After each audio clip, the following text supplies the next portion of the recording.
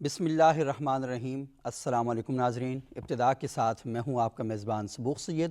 صبح بخیر ناظرین، رمضان المبارک کا مبارک، مقدس اور محتشم مہینہ گزر چکا ہے، اور اس مہینے میں تمام عالم اسلام کے مسلمانوں نے اس بات کی کوشش کی کہ وہ اللہ کے ساتھ اپنا تعلق مضبوط کریں اور اللہ کی دی ہوئی ہدایات کے مطابق اللہ کے بندوں کے ساتھ، اس مخلوق کے ساتھ بھی اپنا جو تعلق ہے اسے آرگنائز کریں، اسے منظم کریں، اسے مستحکم کریں، اور اس طریقے سے اللہ کے ساتھ تعلق اور اللہ کی مخلوق کے ساتھ تعلق قائم کریں کہ وہ اللہ کے مطلوب انسان بن جائیں، اور ایسے انسان بن جائیں جنہیں دیکھ کر اللہ تعالیٰ خوش ہو، اور اللہ تعالیٰ فرشتوں کی مجلس میں جب ان کا ذکر کریں تو اس فخر کے ساتھ کریں کہ ہاں، یہ وہ انسان ہے جو انسان میں اس دنیا کے اندر بنانا چاہتا تھا۔ رمضان المبارک کے مہینے کے بعد شوال کا مہینہ آتا ہے، اور اس مہینے کی پہلی تاریخ ہمارے لیے خوشیوں کی نوید لاتی ہے، ایک بھرپور قسم کی عید لاتی ہے۔ اور شوال کا مہینہ اس حوالے سے بڑی اہمیت کا حامل ہے کہ اس مہینے میں دو بڑے اہم غزوات ہوئے، غزوہ احد اور غزوہ حنین شوال کے مہینے میں ہوئے، اور اس کے علاوہ کئی اہم واقعات ہیں جو شوال کے مہینے سے منسوب ہیں۔ لیکن سب سے بڑی بات یہ ہے کہ شوال کا مہینہ ہمارا ایک بہت بڑا امتحان بھی ہے، ہماری استقامت کا امتحان ہے، ہماری آزمائش ہے، اور ہم سے اس بات کا تقاضا کرتا ہے اور ہم سے یہ پوچھتا ہے کہ کیا رمضان کے مہینے میں جو کچھ کرتے رہے ہو اسے بھول تو نہیں گئے؟ وہ جو تم عبادتیں کر رہے تھے، کیا وہ محض وقتی عبادتیں تھیں یا ایک طرز زندگی تھا؟ قرآن حکیم میں اللہ رب العزت ارشاد فرماتے ہیں کہ وَمَا خَلَقْتُ الْجِنَّ وَالْإِنسَ إِلَّا لِيَعْبُدُونَ، کہ ہم نے انسانوں اور جنوں کو اس مقصد کے لیے پیدا کیا کہ وہ معرفت خداوندی کا حاصل کریں اور اللہ کی عبادت کریں۔ تو اللہ کی عبادت کے لیے آپ کو بھیجا گیا، تو اس کا مقصد یہ ہے کہ آپ نے عبادت محض چند مہینوں میں نہیں کرنی، چند دنوں کے لیے نہیں کرنی، بلکہ یہ طرز زندگی ہے۔ آپ نے اسے جب تک زندہ ہیں اس عبادت کو کرتے رہنا ہے، کیونکہ یہ عبادت ہمیں بتاتی ہے کہ آپ نے دنیا میں کیسے کامیابی حاصل کرنی ہے، اور دنیا کے بعد جو اگلی زندگی ہوگی، آخرت کی زندگی ہوگی، وہاں پر آپ کی کامیابی، آپ کی کامرانی ساری کی ساری اس بات پر منحصر ہے کہ آپ اس دنیا میں کیا کر کے گئے ہیں۔ تو آج ہم اس موضوع پر بات کریں گے کہ شوال کا مہینہ، شوال کے مہینے میں لوگ روزے رکھتے ہیں، اور لازمی یہ روزے اللہ کے رسول صلی اللہ علیہ وآلہ وسلم کی سنت کی اتباع میں رکھتے ہیں، اور اس کے علاوہ جو باقی امور ہیں استقامت کے حوالے سے، آزمائش کے حوالے سے، اس موضوع پر بھی ہم بات کریں گے، تاکہ رمضان کے جو اثرات ہیں وہ کہ شوال میں آ کر دھیرے دھیرے ضائع نہ ہونے شروع ہو جائیں۔ تو اس موضوع پر گفتگو کرنے کے لیے آج ہمارے ساتھ علماء اکرام کا ایک بہت ہی خوبصورت پینل موجود ہے۔ ہمارے پہلے مہمان ہیں جناب علامہ سلیم شہزاد صاحب، جامعہ غوثیہ راولپنڈی میں درس و تدریس کی ذمہ داریاں سر انجام دے رہے ہیں۔ بہت شکریہ علامہ صاحب، آپ یہاں تشریف لائے۔ ہمارے دوسرے انتہائی معزز مہمان ہیں جناب ڈاکٹر علامہ ندیم عباس صاحب، جامعۃ الکوثر اسلام آباد میں یہ درس و تدریس کی ذمہ داریاں سر انجام دے رہے ہیں۔ بہت شکریہ ڈاکٹر صاحب، آپ یہاں تشریف لائے۔ اور بارگاہ سید الانام میں ہدیہ نعت پیش کرنے کے لیے آج ہمارے ساتھ موجود ہیں جناب سیف الرحمان صاحب، وہ نعت پڑھیں گے اور اس کے بعد ہم گفتگو کا آغاز کریں گے۔ بہت شکریہ سیف الرحمان صاحب، آپ یہاں تشریف لائے۔ تو کون سی نعت سنائیں گے؟ حضور صلی اللہ علیہ وسلم کی بارگاہ میں ارشاد، بسم اللہ، بسم اللہ۔ بسا ہوا ہے نبی کا دیار آنکھوں میں، بہت خوب، بہت خوب۔ بسا ہوا ہے نبی کا دیار آنکھوں میں، سجائے بیٹھا ہوں ایک جلوہ زار آنکھوں میں، بسا ہوا ہے دیار پاک کا ہر منظر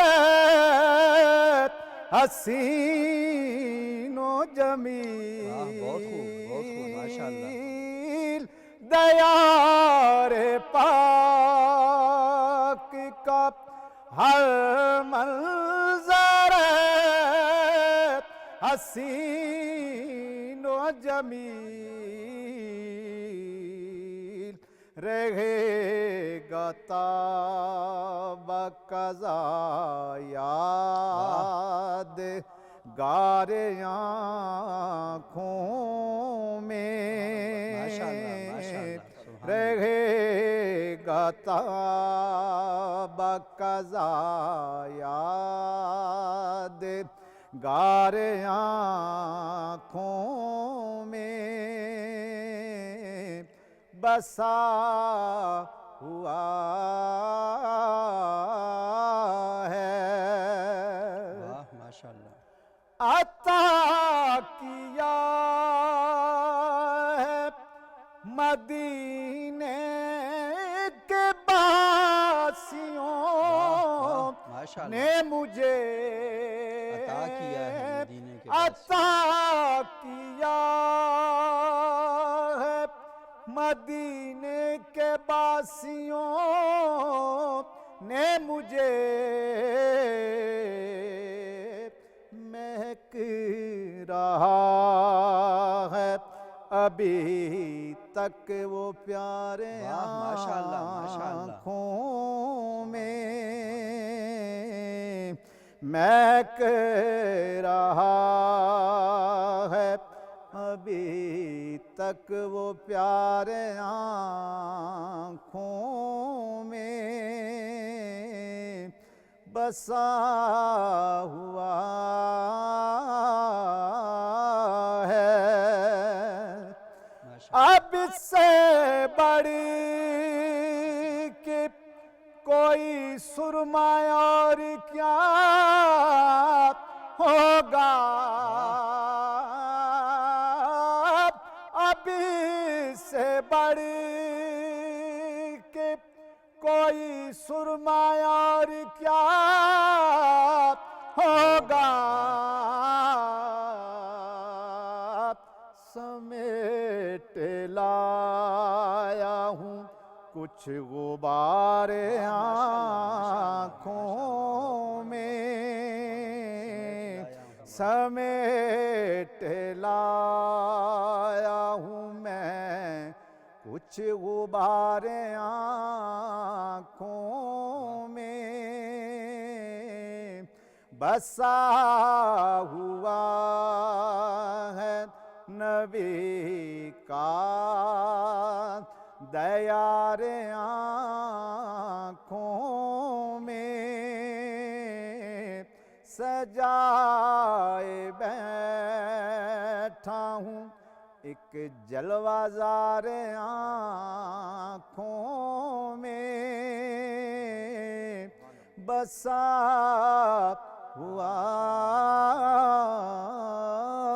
ہے ماشاءاللہ بہت خوب سے فرمان صاحب، اور اس مصر میں کتنی جان ہے کہ بسا ہوا ہے نبی کا دیار آنکھوں، اور مسلمان کی تو ساری زندگی اس طلب میں گزر جاتی ہے، وہ امیجنیشن میں لگا رہتا ہے کہ نبی کی گلیاں کیسی ہوں گی، نبی کا گھر کیسا ہوگا، نبی کا روزہ کیسا ہوگا، نبی کے چاہنے والے کیسے ہوں گے، وہ علاقہ کیسا ہوگا، اور وہ علاقہ لازمی ایسا ہے کہ جس کے بارے میں اللہ قرآن میں قسمیں کھائے، لا اقسم بہذا البلد وانت حل بہذا البلد، تو لازمی وہ ایسا ہے کہ انسان اس کے جانے کے لیے، وہاں دیکھنے کے لیے بھی اس کی تڑپ رہتی ہے۔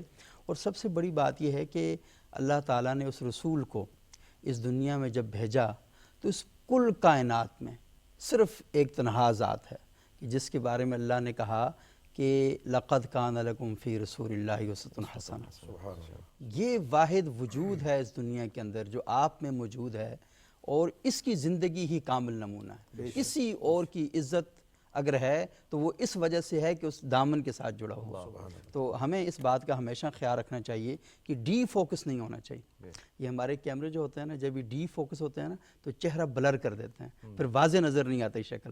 تو جب آپ اللہ کی دی ہوئی ہدایت سے ڈی فوکس ہوتے ہیں نا تو پھر تعلیمات بلر ہو جاتی ہیں، پھر وہ واضح نہیں رہتی.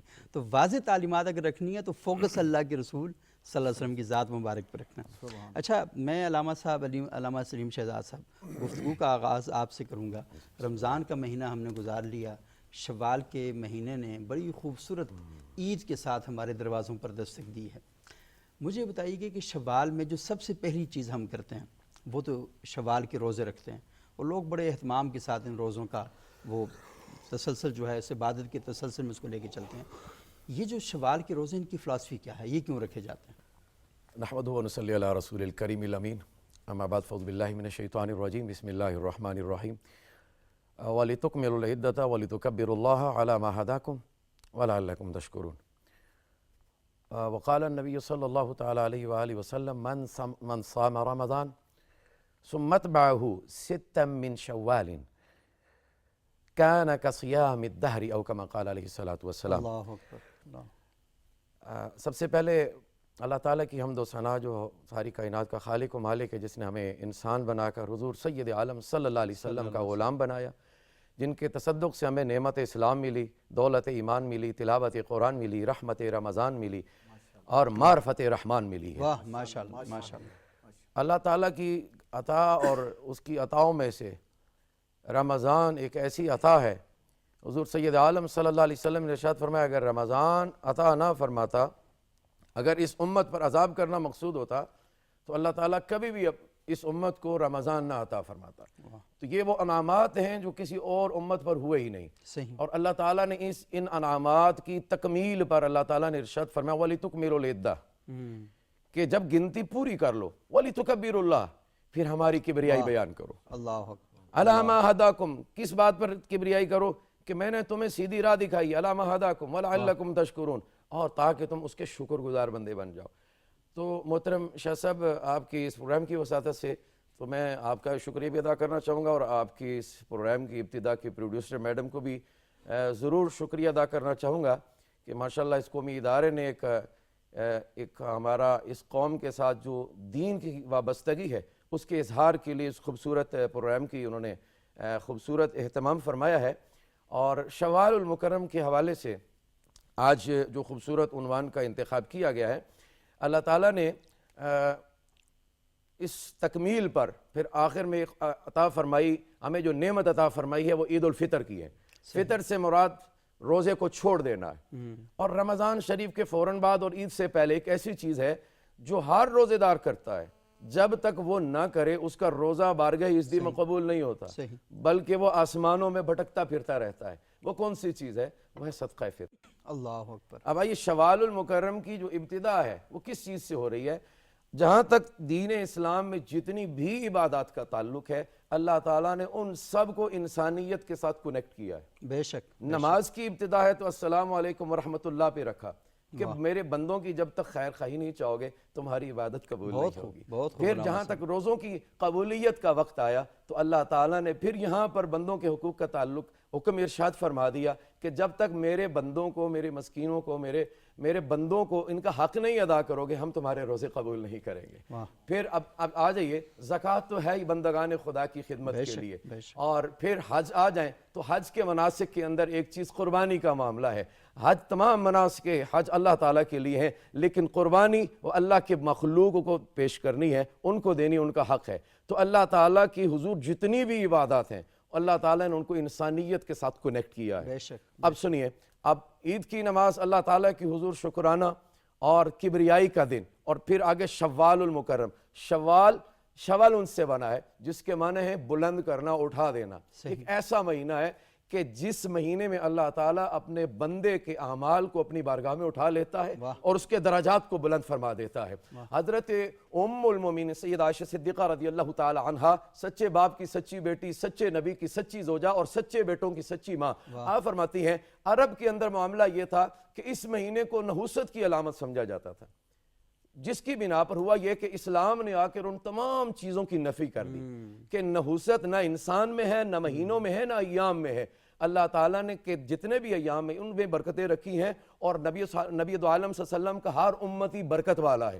اور آپ فرماتی ہیں کہ ام المومنین عائشہ صدیقہ رضی اللہ تعالیٰ عنہ فرماتی ہیں کہ میرا نکاح بھی شوال المکرم میں ہوا اور میری رخصتی بھی اسی مہینے میں ہوئی ہے، تاکہ اہل عرب کے اندر یہ جو نحوست کا یہ جو معاملہ ہے کہ اس مہینے کے اندر وہ شادیاں وغیرہ نہیں کرتے تھے، دیگر جو ہے خوشی کا اہتمام نہیں کرتے تھے، اور اسلام نے آ کے اس چیز کی نفی کی، عید الفطر کی صورت میں انعام عطا کیا، اور آپ اس چیز کو مستحب فرماتی تھی۔ خود بھی آپ کا نکاح اس مہینے میں ہوا، رخصتی بھی اسی مہینے میں ہوئی، اور آپ کی دیگر جو رشتہ دار تھیں وہ بھی اس بات کو پسند فرماتے تھے کہ اس مہینے میں جو ہے یہ شادیاں اور رخصتی جو ہے وہ کی جائے۔ اور جہاں تک روزوں کا تعلق ہے، یہ مستحب روزے ہیں جنہیں نفلی روزے بھی کہا جاتا ہے، اور مسلم شریف میں حدیث طیبہ رسول اللہ صلی اللہ تعالیٰ علیہ وآلہ وسلم نے ارشاد فرمایا کہ جو رمضان المبارک کے روزے رکھنے کے بعد شوال کے روزے رکھتا ہے وہ ایسا ہے جیسے کہ اس نے سارا سال روزہ رکھا۔ اللہ اب رمضان المبارک کے آتے ہی مساجدیں جو ہیں وہ کھچا کھچ بھر جاتی ہیں، مساجد کی رونقیں آباد رہتے ہیں۔ جو ہی رمضان شریف ختم ہوتا ہے انتہائی دکھ اور افسوس ہوتا ہے کہ مسلمان پھر اسی طریقے سے دنیا کی معاملات میں پڑ جاتا ہے اور غفلت میں پڑ جاتا ہے، اور مساجد ویران رہ جاتی ہیں۔ حتیٰ کہ نماز ایسا نہیں کہ صرف رمضان میں ہی فرض ہے، نیکی صرف رمضان میں فرض ہے، بلکہ پورے 12 کے 12 مہینے میں نیکی بھی فرض ہے، اور عبادات بھی اسی طریقے سے فرض ہیں جس طرح رمضان شریف میں فرض ہیں۔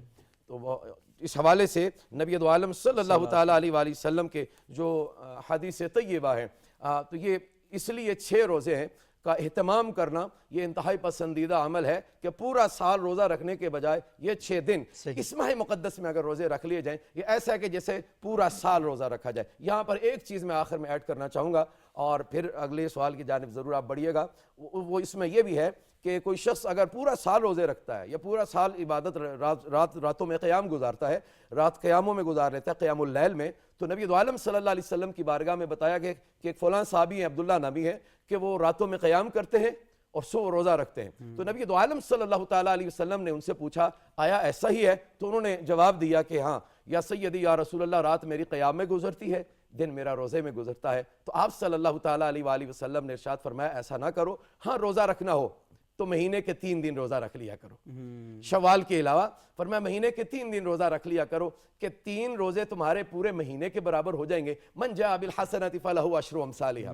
صحیح، اس لیے کہ اب اس پر تمہارے جسم کا بھی حق ہے، تمہاری آنکھوں کا بھی حق ہے کہ ان کو آرام بھی دو، تمہارے دوست احباب کا بھی حق ہے، تمہارے بیوی کا بھی حق ہے، باقی دیگر یاروں کا بھی حق ہے، اس لیے ان کے حقوق بھی ادا کرو۔ حقوق اللہ کے ساتھ حقوق العباد کے اندر جو ہے وہ کمی مت آنے دیں، اور بہت ہی خوبصورت آپ نے گفتگو کی، اور سب سے اہم بات یہی ہے کہ ہمارے ہاں اصل میں افراد تفریط اتنی زیادہ ہے کہ اگر کوئی بندہ عبادت کی طرف مائل ہے تو دنیا کے سارے معاملات اس نے چھوڑ کے بالکل وہ روش اختیار کر لی ہے جو مسیحیت کے ہاں رہبانیت کی صورت میں ہمیں دکھائی دیتی ہے۔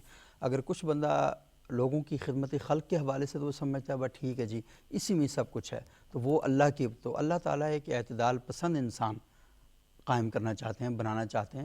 وہ یہ کہتے ہیں کہ تمہارا تعلق رب کے ساتھ بھی جڑا رہے اور رب کے بندوں کے ساتھ بھی وہ جڑا رہے، تو دونوں چیزوں کا اکٹھا ہونا بہت زیادہ ضروری ہے۔ اچھا ڈاکٹر ندیم عواد صاحب، تھوڑا سا ذکر کیا علامہ صاحب نے بھی اپنی گفتگو میں کہ کچھ شوال کے حوالے سے ایسی خبریں جڑی ہوئی تھیں، ایسے واقعات جڑے ہوئے تھے کہ یہ مہینہ نحس مہینہ ہے اور اس مہینے میں کوئی برکت نہیں ہے، کوئی خیر نہیں ہے، تو اللہ کے رسول صلی اللہ علیہ وسلم نے آ کر ان ساری چیزوں کو توڑا۔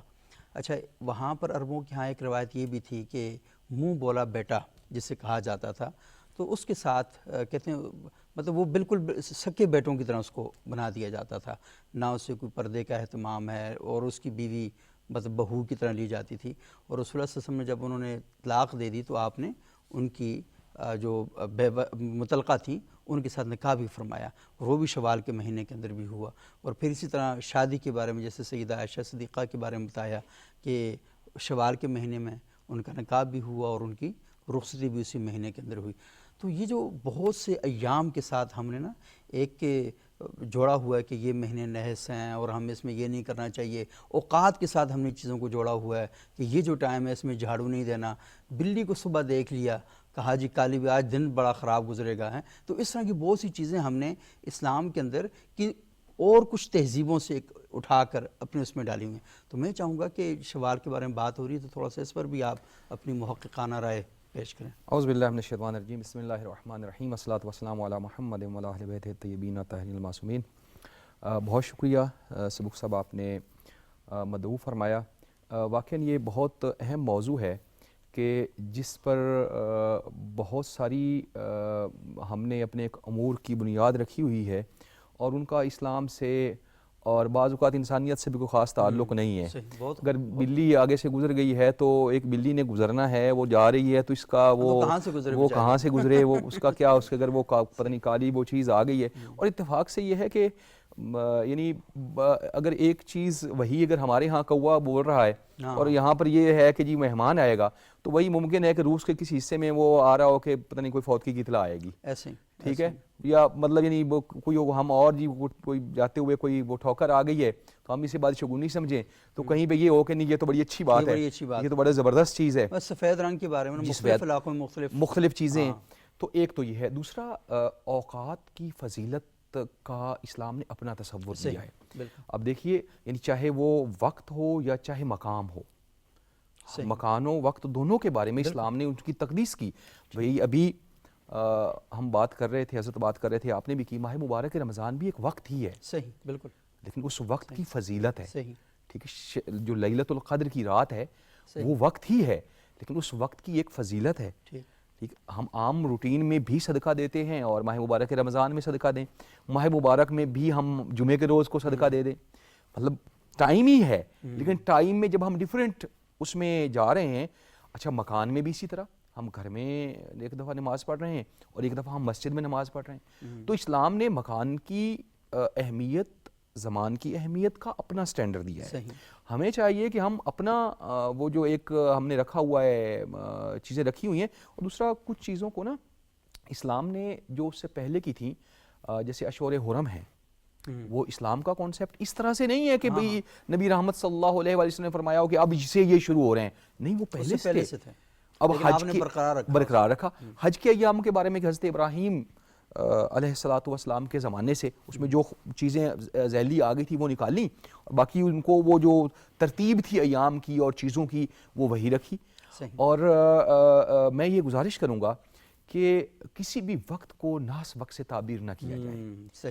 اسلام کی تعلیم یہ ہے کہ حضرت امیر المومنین حضرت علی علیہ السلام جو ہے وہ جنگ جمل میں تشریف لے جا رہے تھے، کوفہ سے نکلے تو ایک نجومی جو یہ علم اوقات کا اس زمانے میں بھی چیزیں تھیں، وہ ایکسپرٹ تھا، وہ جلدی سے آیا اور کہا کہ امیر المومنین یہ میں نے آپ کا جو ستارے ہیں نا، ہمارے ہاں ہر روز ٹی وی پہ بھی چل رہا ہوتا ہے ستارے آپ کے یہ، اور اب ستاروں والے ہمارے دشمن، ہمارے ستارہ شناس ہمارے دشمن نہ ہو جائیں بہرحال، تو وہ ہم اپنا جو فرض ہے وہ ادا کرتے ہیں کہ امیر المومنین سے کہا کہ آپ نہ جائیے، آپ کا جو ستارہ ہے وہ گردش میں ہے، کہ وقت آپ کے وہ حساب علم نجوم کے حساب سے وہ ٹھیک نہیں ہے۔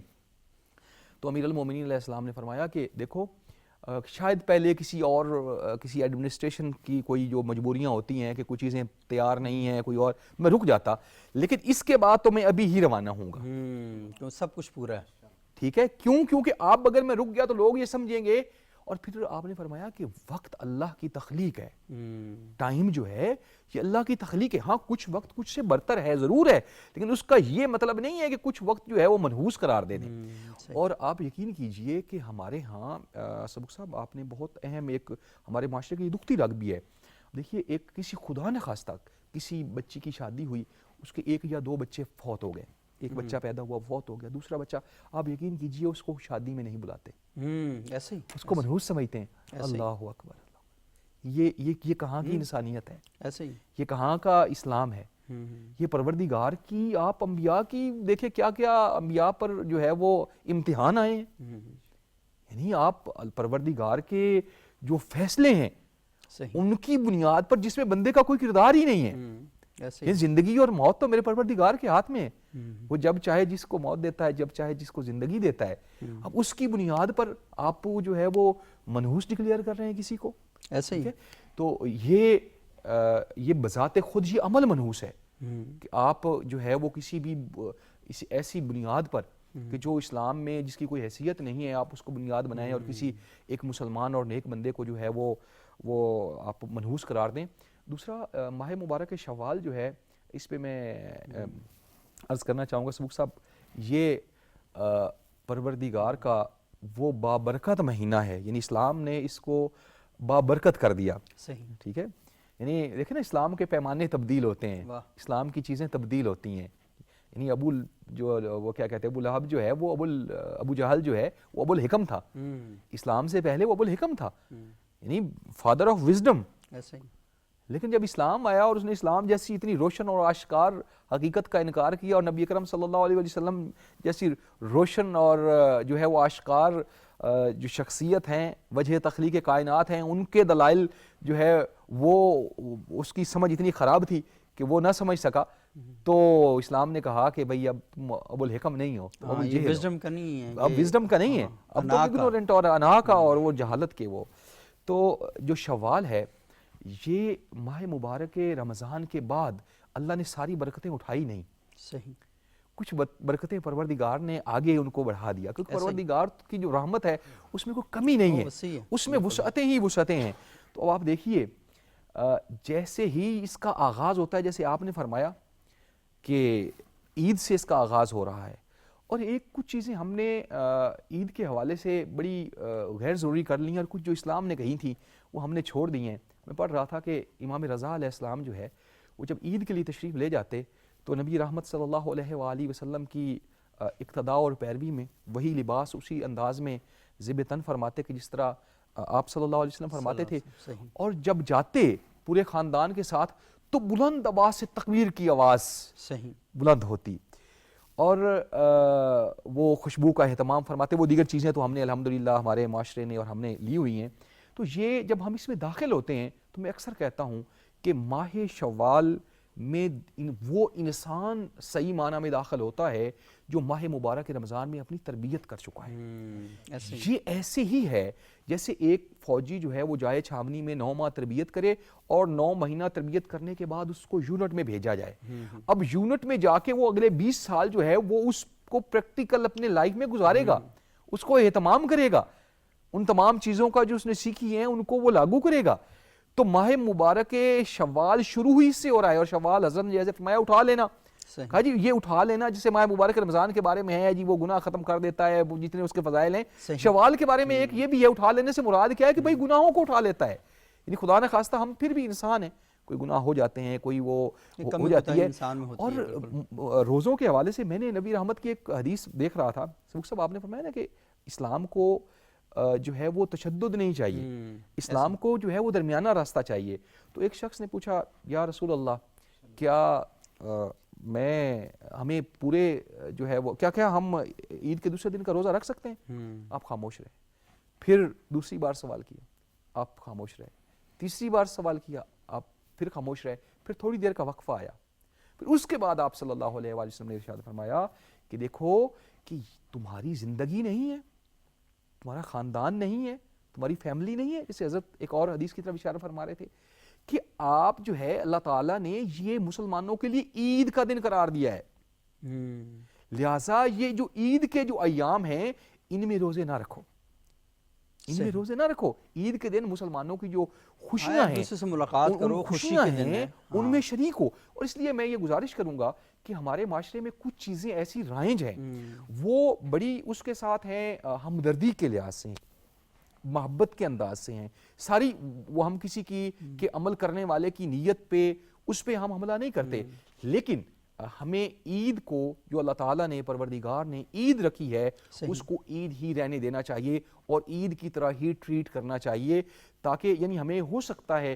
کہ اس سے ذرا پہلے کوئی غم کوئی دکھ ہمیں دیکھنا نصیب ہوئے ہوں, لیکن ماہ مبارک رمضان کے بعد اللہ تعالیٰ نے یہ جو ماہ مبارک شوال میں ہمیں عید کی نعمت عطا کی ہے, اس کو ہمیں پروردگار کے ان تمام قواعد و ضوابط اور جو ہے وہ ان کی روشنی میں ضرور منانا چاہیے. ضرور منانا چاہیے. اور سب سے اہم بات یہ ہے کہ دنیا میں تکلیفیں بھی ہیں, پریشانیاں بھی ہیں, خوشیاں بھی ہیں, غم بھی ہیں. خدا کی سکیم ایسی ہے کہ اس کائنات کے اندر ہر چیز ایسی ہے, اور ہم اللہ کی سکیم کو سمجھنے کی کوشش تو کرتے ہیں لیکن اس کو قدرت نہیں پا سکتے. قدرت جو ہے وہ اللہ کی ذات ہی اس نے پانی ہے, اور وہی ہمیں بتائے گا حشر کے دن کہ تم میں سے جس کو میں نے اٹھایا تھا تو کیوں اٹھایا تھا, کسی پر بیماری آئی تھی تو کیوں آئی تھی. تو پوری دنیا کے انسان صرف کوشش کرتے ہیں, اور اس کوشش کے نتیجے میں وہ کسی ایسے نتیجے تک پہنچتے ہیں. اب دیکھنا کہ کوئی ڈاکٹر ہے تو آپ بھی دیکھیں موت ڈاکٹر کو بھی آتی ہے, موت تو صحت مند ترین انسان کو بھی آتی ہے، ایسے شخص کو بھی آتی ہے کہ جو صبح و شام مسلسل اپنی باڈی کو ٹھیک رکھنے کے لیے غذا میں احتیاط کر رہا ہے، ایکسرسائز کر رہا ہے، لیکن وہ جلدی مر جاتا ہے، اور وہ بندہ جو بے احتیاطی اور بے اعتدالی کر رہا ہوتا ہے وہ دیر سے مر رہا ہوتا ہے۔ تو اس کا مطلب ہرگز یہ نہیں ہے، مسئلہ یہ کہ آپ نے زندگی کو اصول کے مطابق ہی گزارنا ہے، تو کبھی بھی کسی کی بے اعتدالی مثال نہیں بن سکتی۔ اور دوسری بات یہ ہے کہ جب اللہ تعالیٰ یہ کہتے ہیں کہ یہ دن خوشی کا ہے، تو وہ اس حکمت کو زیادہ جانتے ہیں یا آپ زیادہ جانتے ہیں؟ آپ کا کام ہے فقط اتباع کرنا۔ تو اللہ کے رسول پر کون سے پہاڑوں جیسے غم آئے؟ اللہ کے رسول کا مطلب جب سیدہ خدیجۃ الکبریٰ سلام اللہ علیہا کا انتقال ہوتا ہے، ان کے چچا کا انتقال ہوتا ہے، عام الحزن کی غم کا سال ہے، لیکن اس میں بھی اللہ کے رسول نے جب خوشی کے دن آئے تو خوشی کے دن منائے۔ تو یہ ضرور ذہن کے رکھنا چاہیے کہ مصیبتیں پریشانیاں ساری آئیں گی، بندہ مومن وہ ہے کہ جو اللہ کی سکیم کے مطابق چلتا ہے۔ اللہ نے کہا کہ ہاں یہ ایام غم ہیں، تو ایام غم سے نکل آؤ، یہ اب خوشی کے ایام ہیں، تم نے خوشی کے ایام منانے ہیں۔ تو دنیا کا کچھ بھی ہو جائے، جب اللہ نے کہہ دیا یہاں خوش رہنا ہے تو وہاں خوش رہنا ہے، جہاں غم میں آنا ہے تو وہاں پر غم رہنا ہے۔ تو بندہ مومن کے اس کا کام ہی یہی ہے، اس کو ماننا ہے، سرنڈر کرنا ہے ہر صورت میں۔ دیکھیں نا عید کے دن ہوتے ہیں، ہم سب کا جی چاہتا ہے چھٹیاں کرنے کا، لیکن باس کی ڈیوٹی کی طرف سے آ جاتی ہے اسائنمنٹ، نہیں آپ نے چھٹی نہیں کرنی، تو یہاں تو آپ آگے سے باتیں نہیں کرتے، یہاں تو فوراً مان لیتے ہیں، تو وہاں بھی ماننا آپ کے اوپر لازم بھی ہے اور آپ پر واجب بھی ہے۔ ناظرین ایک چھوٹا سا وقفہ لیتے ہیں، وقفے کے بعد دوبارہ آپ کی خدمت میں حاضر ہوتے ہیں اور سلسلہ کلام کو آگے بڑھاتے ہیں۔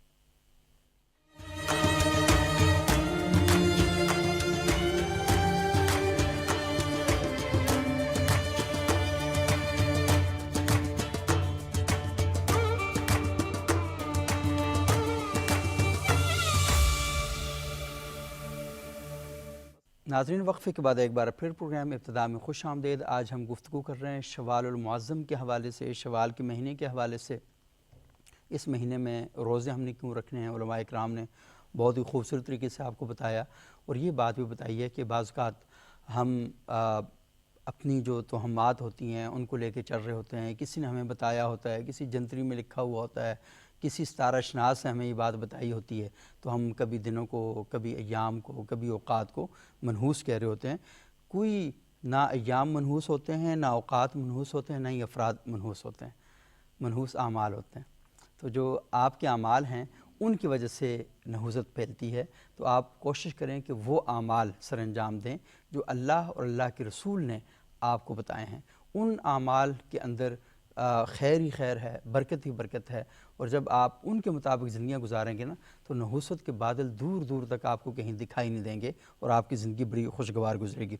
اچھا علامہ صاحب، یہ رمضان المبارک کے مہینے میں ہم بہت زیادہ اہتمام کرتے ہیں عبادات کا، خیرات کا، اور آپ نے کہا ڈاکٹر صاحب نے بڑی اچھی بات کہی کہ جب آپ رمضان کے مہینے میں عبادات کرتے ہیں تو لازمی ہیں، اللہ نے اس کی برکتیں بتائی ہیں نا کہ جو بندہ غیر رمضان میں عبادت کرے گا اس کی عبادت اتنی ہوگی، لیکن رمضان میں کرے گا تو اس کی عبادت کا ثواب بڑھ جائے گا۔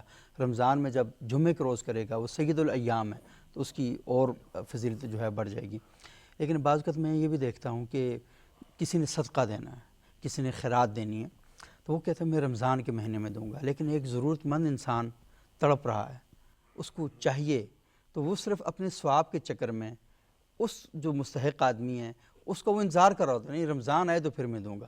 تو تھوڑا سا میں چاہ رہا ہوں کہ آپ ذرا یہ غلط فہمی لوگوں کے دماغوں سے میں یہ کلیئر ہونی چاہیے کہ ضرورت مند کی ضرورت کے وقت مدد کرنا، اللہ تعالیٰ آپ سے پوچھ کر اثر نہیں دیتا، اللہ تعالیٰ نے خود دینا ہے، وہ یہ دیکھا کہ آپ نے کس مشکل وقت میں اس کی مدد کی۔ بڑا خوبصورت آپ نے سوال کیا۔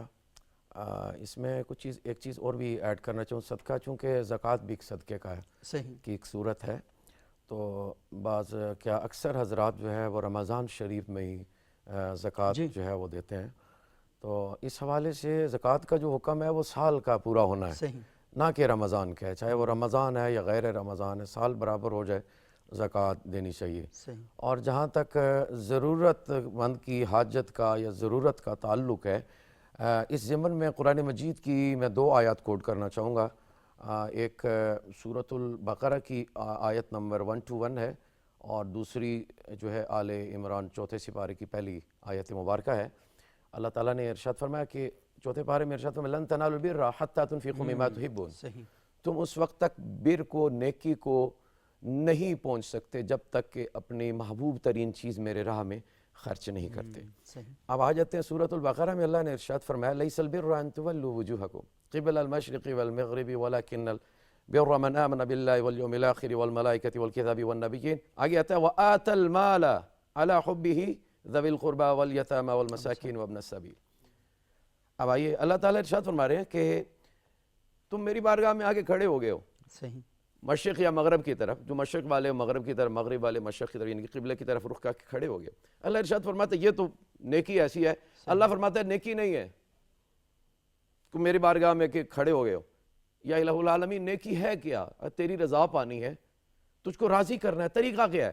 آگے نیکسٹ اللہ ارشاد فرماتا ہے ایمان کے ان مدارج کو بیان کرنے کے بعد اللہ ارشاد فرماتا ہے ہاں میری بارگاہ میں اگر تم نے قرب پانا ہے, نیکی پانی ہے, رضا لینی ہے, رضا حاصل کرنی ہے, وَآتَى الْمَالَ عَلَىٰ حُبِّهِ ذَوِي الْقُرْبَىٰ وَالْيَتَامَىٰ وَالْمَسَاكِينِ. تو جو مال میں نے تمہیں دیا ہے اس میں سے مساکین کو دو, پھر تم اس مقام جو نیکی کا سب سے اعلیٰ درجہ ہے جسے بر کہا گیا قرآن میں, تم اس کو پالو گے. ادروائز تم اس مقام تک نہیں پہنچ سکتے. نبی تو عالم صلی اللہ علیہ وسلم مصلی پہ تشریف فرما, مسجد نبوی پہ سائل آ جاتا ہے. آپ صلی اللہ علیہ وسلم نے نماز کو موقوف فرما دیا, فرمایا پہلے اس مسکین کی ضرورت کو پورا کیا جائے. پھر ایک اور مقام پہ آپ صلی اللہ تعالیٰ علیہ وسلم کا ارشاد عالی ہے, اور حضرت ابن عباس رضی اللہ تعالیٰ عنہما وسلام اللہ تعالیٰ علیہ ما فرماتے ہیں کہ نبی دو عالم صلی اللہ علیہ وسلم نے ارشاد فرمایا. اب دیکھیں رمضان شریف کی عبادات میں ایک بڑی ہی خوبصورت عبادت جو ہے سنت اعتکاف جو آخری عشرے میں کی جاتی ہے. صحیح. تو یقینی طور پہ ان کے ثواب اور فضائل کے حوالے سے بہت سی احادیث جو ہے موارد ہوئی ہیں جس میں مقبول حج اور عمرے کا ثواب بھی ہے. لیکن اس اعتکاف والی نیکی جو آخری عشرے میں کی جاتی ہے 9 یا 10 دن جو ہے, اس سے بڑھ کے بھی ایک نیکی ہے. وہ کون سی ہے؟ تو حضرت ابن عباس جو روایت فرماتے ہیں کہ آپ صلی اللہ علیہ وسلم نے ارشاد فرمایا کہ جو شخص کسی ضرورت مند کی ضرورت کو پورا کر دیتا ہے, میری اس مسجد میں بیٹھنے 20 سال اعتکاف سے بھی افضل ہے کسی ضرورت مند کی ضرورت کو پورا کر دینا. اللہ ماشاءاللہ. تو کوئی اگر ضرورت مند آ جائے تو اس وقت اس کی ضرورت کو پورا کر دینا یہی معتبر نیکی ہے. ایک چیز اور یہاں پر ذہن نشین کر لینی سے تعلق رکھتی ہے, وہ یہ کہ عبادت کو آپ قضا کر سکتے ہیں, خدمت کو آپ قضا نہیں کر سکتے. اللہ خدمت کبھی قضا نہیں ہو سکتی. جو بھوکا ہے, جو پیاسا ہے, اس لیے جو 5 امور ہیں آپ صلی اللہ علیہ وسلم نے ارشاد فرمایا. ویسے 5 جو دنیا کے یا دین کے جو معاملات ہیں ان کے اندر جلدی کرنا شیطان کا کام ہے, لیکن 5 امور جو جن کے بارے میں حکم ہے کہ جلدی کی جائے, اس میں کون سا؟ نماز کا وقت ہو جائے ادا کرو, صحیح. جنازہ ادا کر لیا فوراً میت کو قبر کے حوالے کر دیا جائے, گناہ ہو جائے فوراً توبہ کر لو, بیٹی جوان ہو جائے فوراً رخصت شادی کر کرو. لو, صحیح. اور 5واں حضور نبی دو عالم رؤوف الرحیم صلی اللہ تعالیٰ علیہ وسلم نے ارشاد فرمایا, آپ ارشاد فرماتے ہیں مہمان آ جائے نا فوراً اس کی خدمت کرو. واہ ماشاءاللہ ماشاءاللہ. واہ. کھانے کا وقت ہے تو کھانا پیش کرو, آرام کا وقت ہے بستر اس کو پیش کرو, اس میں تعامل نہ کرو کیونکہ اس نے تکلف سے کام لینا ہے. تو اس لیے جو خدمت کا جو معاملہ ہے اس کے اندر کسی بھی طرح سے کمی بیشی اللہ تعالیٰ کی بارگاہ میں جو ہے وہ معاف نہیں ہے. واہ بہت خوب. حضرت نے بہت خوبصورت گفتگو ارشاد فرمائی. کچھ چیزیں ہیں شریعت میں جو سنت یا مستحب جنہیں ہم کہتے ہیں, جیسے آپ نے فرمایا کہ ویسے بھی کوئی چیز دینی ہے تو ہم ماہ مبارک رمضان میں دیں گے تو ہم اپنی طرف سے ایک طرح سے ہم یہ جو ایک سیل لگنے والی ہے پروردگار کی طرف سے ماہ مبارک رمضان میں, یہ بذات خود یہ خیال اچھا ہے, یہ خیال نیک ہے, اس پہ ہمیں وہ نہیں کرنا چاہیے. یہ ہے ایک مستحب چیز, ایک اچھی چیز, ایک پسندیدہ چیز. لیکن جب کوئی ضرورت مند آ جائے, وہ اس کو اگر میرے پاس وہ ہے اور اس میں اس کا حق میرے پاس ہے, ٹھیک ہے, تو اب اس کو دینا یہ سنت یا مستحب نہیں ہے, یہ تو فرض ہے. ہاں فرض ہے, بالکل بالکل. اب جب وہ آ گیا تو یہ میں اس کو ڈیلے نہیں کر سکتا, یہ فرض ہے. صحیح. وہ جو جس کو ڈیلے کرنے اور وہ سیل جب وہ زیادہ وہ معمول کی باتیں ہیں، وہ معمول کی اور وہ مستحب اور ان چیزوں کی بات ہے. یہ زکوٰۃ کا بھی ہمارے لوگ اسی لیے اس کو اس میں لے کے چلے گئے اور زیادہ جو ہم علماء کرام ہیں وہ بھی زیادہ اسی میں ہی فوکس کر لیتے ہیں ماہ مبارک رمضان میں. وہ اپنی جگہ پہ اس کی جو اہمیت ہے وہ زیادہ اپنی جگہ پہ ہیں، لیکن وہ جو ضرورت مند آ گیا ہے جس کا حصہ تھا ابھی اس کو دینا اسی ٹائم پہ اسی وقت پہ واجب ہے، فرض ہے، نہ دینا گناہ ہے. صحیح. اور دیکھیے بہت ہی اہم بات آپ نے کی. عموماً ہم یہ دیکھتے ہیں کہ جس طرح زکوٰۃ کا انتظار کیا جاتا ہے جی. اور علامہ صاحب نے بات بتائی کہ زکوٰۃ تو نصاب پر ہے، جی. جب سال پورا ہو گیا تو آپ نے زکوٰۃ دینی ہے. اور دوسری بات یہ ہے کہ عموماً ہم یہ دیکھتے ہیں نا کہ جو فطرانہ ہے وہ تو آپ کا بس رمضان شروع ہونے کے ساتھ ہی ہے نا. لوگ اہتمام انتظار کرتے رہتے ہیں کہ عید کی نماز سے پہلے وہ ادا کر دیں، لیکن اب عید کی نماز سے پہلے جن غریبوں کو، مساکین کو، فقراء کو آپ نے دینا ہے تو وہ بیچارے تو اس وقت کچھ نہیں خرید سکتے نا، دکانیں بند ہیں، کچھ نہیں کر سکتے، کاروباری زندگی بند ہو چکا ہوتا ہے. تو بہتر یہ ہے کہ آپ اس کو شروع میں ادا کریں. ایک اور چیز میں ایڈ کرنا چاہوں گا. دیکھیں اللہ تعالیٰ نے قرآن دیا رمضان شریف میں. صحیح. رمضان شریف اپنے محبوب کی امت کو عطا کیا اور رمضان کی فرضیت اللہ تعالیٰ نے شوال میں عطا فرمائی. واہ واہ. تو یہ شوال المکرم کی فضیلت اور اہمیت اس اور بھی اجاگر ہو جاتی ہے. اللہ تعالیٰ نے یہ تحفہ بھی ہمیں شوال کے مہینے میں عطا فرمایا. اچھا اس میں ایک فقہی مسئلہ اگر بات مکمل کر. جی باقی اس حوالے سے باقی ثواب کا تعلق ہے اس میں کوئی شک نہیں، رمضان شریف میں زیادہ ہے، لیکن ضرورت مند کی ضرورت کے وقت اس کی حاجت کو پورا کر دینا زیادہ افضل اور معتبر اور مقبول بارگاہ ہے. ایسے کیوں؟ اس کی وجہ سے بنیادی طور پر یہ نا کہ جب گاڑیاں سڑک سے گزر رہی ہوتی ہیں نا تو آپ نے ریڈ سگنل آئے گا، گاڑی روکنی ہے، دائیں بائیں ہونا ہے، جو بھی کرنا ہے، لیکن جب فائر بریگیڈ آ رہا ہوگا اور ایمبولینس آ رہی ہوگی نا تو اب آپ نے سارے اصول، قاعدے، ضابطے، ثواب، ہر چیز سائڈ پہ کرنی ہے. اب آپ کے اوپر ایک ایسا ہنگامی مسئلہ آ چکا ہے کہ ہر چیز کو سائڈ پہ کر کے آپ نے سب سے پہلے ان کو راستہ دینا ہے اور ان کو اپنی جگہ پر پہنچانا ہے کیونکہ یہ لازم ہو چکا ہے. اچھا سبق صاحب، اس میں ایک تو یہ جو آپ نے مثال دی نا، اس میں یہ کہ اللہ تعالیٰ نے جو اسکیم دی نا، جو آپ بڑا اچھا لفظ استعمال کر رہے تھے، اس میں یہ والا جو ہمارے پاس آیا بیٹھا ہے نا یہ اس سکیم کے اندر ہے، یہ اشارہ ہی ہے. صحیح. یہ ریڈ سگنل ہی ہے. بے شک. دوسرا یہ ہے کہ فطرہ کے حوالے سے جو فقہی مسئلہ ہے اس میں ہے تو یہ کہ آپ جب عید کا چاند نظر آ جائے تو اس کے بعد اس کو ادا کیا جاتا ہے، لیکن اس کے لیے علماء نے ایک راستہ نکالا ہے بالکل ایگزیکٹلی وہی جو آپ نے فرمایا کہ وہ تو اس کے بعد پھر غریب اگر کپڑے سلوانے ہیں تو وہ کیسے سلوائے گا، اگر اور کوئی بھی اس نے اپنی ضرورت پوری کرنی ہے تو وہ کیسے کرے گا. اس کا یہ ہے کہ بطور قرض کی نیت سے جس کو آپ نے دینا ہے وہ ذرا پہلے آپ اس کو دے دیں اور اس کا حساب جو ہے آپ جو ہے وہ نیت جو ہے وہ جب چاند نظر آ جائے تو اس کے بعد کر لیں. تو یہ ہے کہ ایک راستہ ہے نا کہ آپ جو ہے تاکہ لوگوں کے درمیان کوئی کنفیوژن نہ رہے. میں نے کہا اس کی وضاحت ضرور. صحیح. بہت بہت شکریہ جناب ڈاکٹر ندیم عباس صاحب، جناب علامہ سلیم شہزاد صاحب، جناب سیف الرحمان صاحب.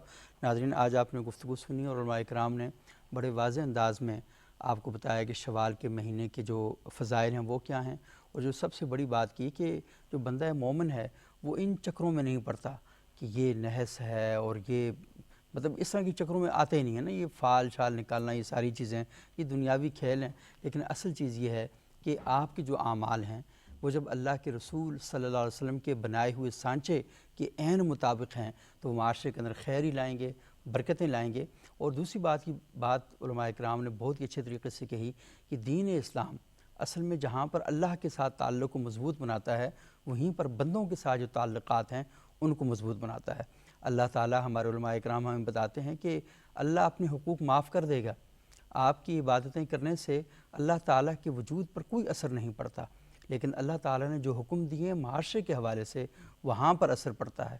آپ نے کسی کا قرض لیا ہوا ہے، قرض واپس نہیں کیا، حشر کے میدان میں جب تک آپ اس کا قرض واپس نہیں کرتے اور وہ اس کی واپسی اس شکل میں ہوگی کہ آپ کی نیکیاں اس بندے کے اعمال میں لکھی جائیں گی تو تب تک آپ کو چیزیں معاف نہیں ہوں گی.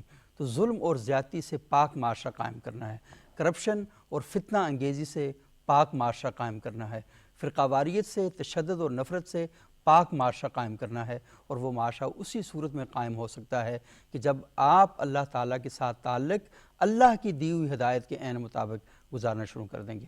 اللہ تعالیٰ سے دعا ہے کہ ہمارے ملک عزیز پاکستان میں استحکام آئے، دنیا بھر میں امن اور استحکام آئے، لڑائیاں ختم ہوں، انتشار ختم ہوں اور یہ پوری دنیا امن اور عافیت کے اس گوشے کی طرف وہ گوشہ بن جائے جو اللہ کے رسول صلی اللہ علیہ وسلم اس دنیا میں لانا چاہتے تھے۔